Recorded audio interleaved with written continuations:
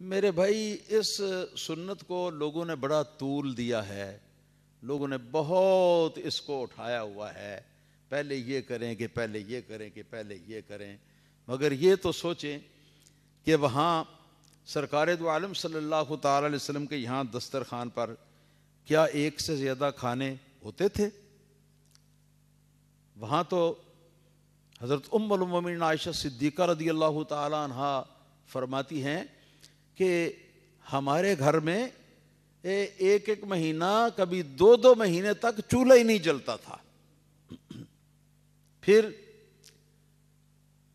شاگرد نے پوچھا کہ پھر کیسے گزارا ہوتا تھا؟ تو آپ نے فرمایا کہ ان ہوا الا الماء والتمر، کہ بس کھجور، مٹھی کھجور کی کھا لی اور اس کے اوپر پانی پی لیا، اور الحمدللہ سارا دن اسی میں گزار لیا۔ وہاں تو یہ حال تھا، آپ پوچھتے ہیں کہ کون سی ڈش پہلے اور کون سی ڈش بعد میں، وہاں اتنی ڈشیں ہوتی کہاں تھی؟ میں بڑا حیران ہوتا ہوں ایسے لوگوں سے جو پوچھتے ہیں پہلے میٹھا کھانا چاہیے یا پہلے نمکین کھانا چاہیے۔ اللہ تعالیٰ جو کچھ آپ کو دے آپ بے شک اس کو کھائیں اور اللہ تعالیٰ کا شکر ادا کریں، اور دو تین کھانے یا زیادہ آپ کے پاس آئیں تو اس کملی والے آقا صلی اللہ تعالیٰ علیہ وآلہ وسلم کے فقر و فاقے کو بھی ذرا یاد کریں کہ ہمارے حضور جو ہے وہ کیسے گزارا کرتے تھے اور ہم یہ کیا کر رہے ہیں۔ حضرت ابو ہریرہ رضی اللہ تعالیٰ عنہ کی حدیث ہے، میں درس حدیث میں بیان کر چکا ہوں اسی شمائل ترمذی شریف کے اندر، کہ حضرت ابو ہریرہ رضی اللہ تعالیٰ عنہ جو ہیں ان کے سامنے ایک مرتبہ کھانا لایا گیا اور مرغ روسٹ تھا، مرغ بنا ہوا، تو اس کو دیکھ کر حضرت ابو ہریرہ رضی اللہ تعالیٰ عنہ اتنا روئے اتنا روئے اتنا روئے کہ آپ کی داڑھی مبارک جو ہے وہ آنسو سے تر ہو گئی، اور بار بار پوچھتے رہے، کپڑے کا دامن بھی تر ہو گیا۔ اس سے پوچھا حضور یہ کیا وجہ ہے؟ آپ نے فرمایا کہ ہمارے نبی کریم صلی اللہ تعالیٰ علیہ وسلم نے تو کبھی ایک کھانے سے زیادہ کھانا کھایا ہی نہیں تھا، اور وہ بھی کبھی قسمت سے مل جائے تو۔ سمجھ دیں آپ بات کو؟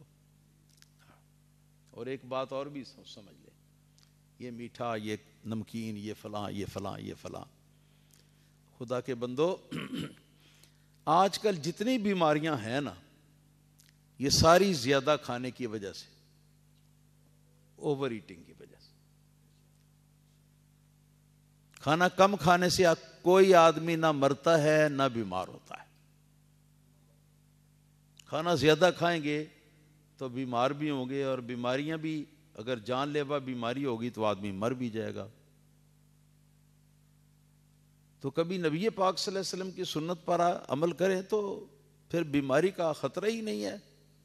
الحمدللہ الکریم، سرکار دو عالم صلی اللہ تعالی علیہ وسلم کبھی کبھی جب جو کا آٹا مل جاتا تو جو کی روٹی جو ہے نا وہ بنتی، اور آٹا بھی وہ جو ان چھنا، چھانا ہوا نہیں، موٹا موٹا۔ آپ کو پتہ ہے کہ جو جب پیستے ہیں جو کو تو اس کے بعد بھی اس کے اندر اس کا چھلکا جو ہے نا، وہ جو دانے کے اوپر ایک چھلکا ہوتا ہے، وہ چھلکا جو ہے نا وہ بھی اس کے اندر باقی رہتا ہے، بس اوقات وہ موٹے موٹے چھلکے بھی آتے ہیں اس میں، ہاں جی۔ تو نبی کریم صلی اللہ تعالی علیہ وسلم کے گھر میں تب جو کی روٹی پکتی، یہ بات ہے۔ اور نبی پاک صلی اللہ تعالی علیہ وسلم ارشاد فرماتے ہیں کہ جس گھر کے اندر سرکہ ہو وہ گھر سالن سے خالی نہیں ہے، ہاں جی۔ اکثر دفعہ سرکار دو عالم صلی اللہ تعالی علیہ وآلہ وسلم آپ سرکے کے اندر ڈبو کر تو آپ کھا لیتے تھے، ہاں جی۔ اب وہاں میٹھا اور پھیکا اور کیا نام ہے نمکین، یہ کھانے کا سوال جب آتا ہے تو مجھے تو بڑی حیرانی ہوتی ہے، بڑی حیرانی ہوتی ہے کہ گویا رسول اللہ صلی اللہ علیہ وسلم ہمیشہ ایک میٹھی ڈش کھاتے تھے، ایک نمکین ڈش کھاتے تھے، اس میں پھر اس کو پہلے کرتے تھے اس کو بعد کرتے تھے. ایسا تو کبھی نہیں ہوا. رسول اللہ صلی اللہ تعالی علیہ وسلم کی کبھی کبھی صحابہ کرام جی ان میں سے جو واقف حال ہوتے، سب تو واقف حال بھی نہ ہوتے، کوئی جو گھریلو حالات سے واقف ہوتے، تو کبھی کبھی ایسا ہوتا کہ کئی دن فاقے سے گزر گئے ہوتے، تو کوئی صحابی یا کوئی صحابیہ جو گھر میں جن کا آنا جانا ہے تو وہ حضور کے لیے کچھ بندوبست کر لیتے، کوئی ایک بکری کا، اور سرکار کو دعوت دیتے کہ حضور ہمارے گھر آپ تشریف لائیں، کھانا ہمارے گھر میں کھائیں. جس طالب علم کو آپ سمجھتے کہ زیادہ ضرورت ہے کھانے کی، اس کو بھی ساتھ لے جاتے، ایک مرتبہ کئی لوگوں کو ساتھ لے جاتے. پھر وہاں بیٹھ کر تو نبی کریم صلی اللہ تعالی علیہ وسلم اگر گوشت زیادہ گلا ہوا نہ ہوتا تو چھری سے کاٹ کے تو آپ سب کے آگے رکھتے. سرکار کا یہ معمول تھا. ہاں جی. اور گھر والوں کا بھی خیال کرتے. یہ نہیں ہے کہ جو کچھ ہے وہ مہمان کھا جائیں اور گھر والے جو ہیں ان کے لیے ہاں جی ہر شے چٹم صاف. یہ طریقہ ہوتا تھا. اور نبی کریم صلی اللہ تعالی علیہ وسلم نے ایک مرتبہ فرمایا تھا نا کہ بی بی ام سلیم نے ہماری دعوت کی ہے، ہمیں کھانے پہ بلایا اپنے گھر، اور وہ جانتی ہیں کہ انا نحب اللحم، وہ جانتی ہیں کہ گوشت ہمیں پسند ہے، لہذا انہوں نے گوشت کا انتظام کیا.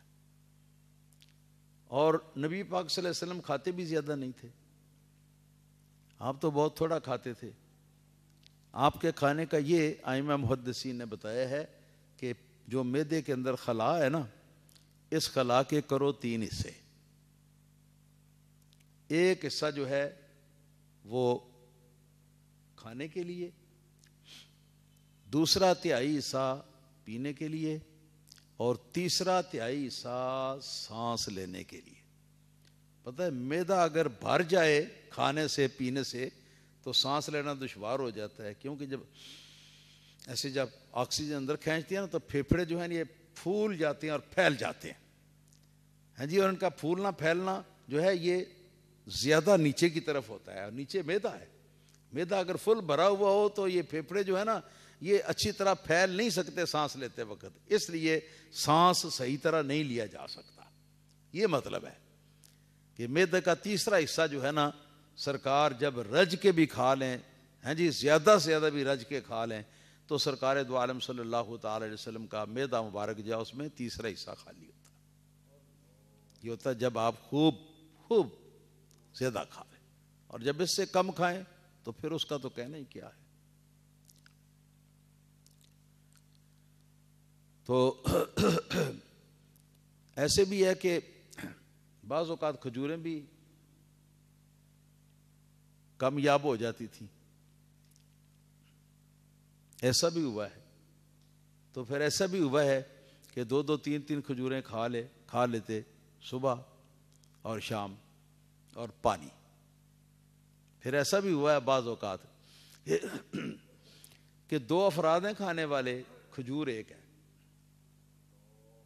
تو اس کے 2 ٹکڑے فرمائے، ایک ٹکڑا خود کھایا، ایک ٹکڑا دوسرے ساتھی کو کھلا دیا، پانی پی لیا، اور الحمدللہ رب العالمین، یا اللہ پاک تیرا شکر ہے.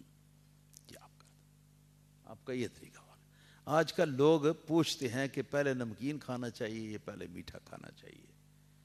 مجھے نہیں سمجھ میں آیا کہ پہلے نمکین کھانا چاہیے یا پہلا میٹھا کھانا چاہیے. جو کچھ اللہ تعالیٰ دے آپ کھائیں اپنی طبع کے مطابق، اور اللہ تعالیٰ کا بے شمار شکر ادا کریں، اور اپنے نبی کریم صلی اللہ علیہ وسلم کو بھی یاد کریں کہ کھانے جب زیادہ ہوں آپ کے پاس تو یہ نہ ہو کہ یہاں تک بھر جائے، یہ نہ ہو. اپنے نبی کریم صلی اللہ علیہ وسلم کی ہدایت کو بھی یاد رکھیں. تیسرا حصہ معدے کا جوف جو ہے اس کو سانس لینے کے لیے خالی رکھو. ایک حصے میں پانی ایک حصے میں روٹی یا جو بھی کھانا ہے. اس طرح بھی ہوتا تھا. نبی پاک صلی اللہ علیہ وسلم نے ساری زندگی گیہوں کی روٹی نہیں کھائی, کبھی نہیں کھائی. کہیں نہیں آیا کہ آپ نے گیہوں کی روٹی بھی کھائی ہو. حالانکہ اگر نبی پاک صلی اللہ علیہ وسلم خواہش کا اظہار فرماتے تو وہ صحابہ کرام جو سرکار کے حکم پر جان دینے کے لیے تیار ہو جاتے تھے, تو یہ ان کے لیے لانا کہیں سے یہ کیا کوئی مشکل معاملہ تھا؟ خود حجاز مقدس کی سرزمین جو ہے وہ ایسی ہے کہ مدینہ منورہ سے دور جا کے جہاں فدق تھا, باغ فدق, یہودی رہتے تھے, وہاں پر خوب گندم ہوتی تھی. تو گندم سرکار نے نہیں کھائی, سرکار نے جو ہی کھایا. ہو سکتا ہے کہ اخیر زندگی میں کبھی گندم کھا لی ہو, میں نہیں کہہ سکتا, مگر جہاں تک مجھے پتا ہے سرکار نے گندم نہیں کھائی. اور جو کا آٹا بھی اس طرح کھایا ہے کہ کبھی تو اس کو چکی میں پیس لیا جاتا, مگر موٹی چال رکھ کے, ہاں جی, ہاں, 2 پتھروں کے پوڑ چکی کی, ان میں کبھی ایسا ہوتا کہ نیچے پتھر کی سیل ہوتی, اس کے اوپر رکھ کے تو باٹ کے ساتھ وہ دستہ جو پتھر کا ہوتا اس کے ساتھ ایسے ایسے کوٹ لیتے اس کو اور اس کو پکا کے کھا لیتے. اللہ ربی لا شریک لا.